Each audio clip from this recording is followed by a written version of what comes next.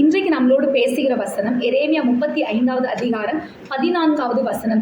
திராட்சரசம் குடியாத படிக்கு ரேகாவின் குமாரனாகிய யோனத்தாப் தன் புத்திரருக்கு கட்டளையிட்ட வார்த்தைகள் கை கொள்ளப்பட்டு வருகிறது. அவர்கள் இந்நாள் மட்டும் அதை குடியாமல் தங்கள் தகப்பனுடைய கட்டளை கீழ்ப்படுகிறார்கள். ஆனாலும் நான் உங்களுக்கு ஏற்கனவே சொல்லிக்கொண்டே இருந்தும் எனக்கு கீழ்ப்படியாமல் போனீர்கள்.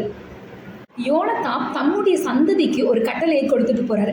நீங்க ஆண்டவர் கொடுத்து பரதேசிகளா இருக்கிற இந்த இடத்துல நிலைத்திருக்கணும்னா நீங்க உங்களுடைய வாழ்நாள் மட்டும் திராட்சரசம் குடிக்க கூடாது, கட்டட வீடுகளை கட்டாம நீங்க இந்த கூடாரங்களை தான் வசிக்கணும் அப்படின்னு யோனத்தாப் தன்னுடைய சந்ததிக்கு கட்டளையை கொடுத்துட்டு போறாரு.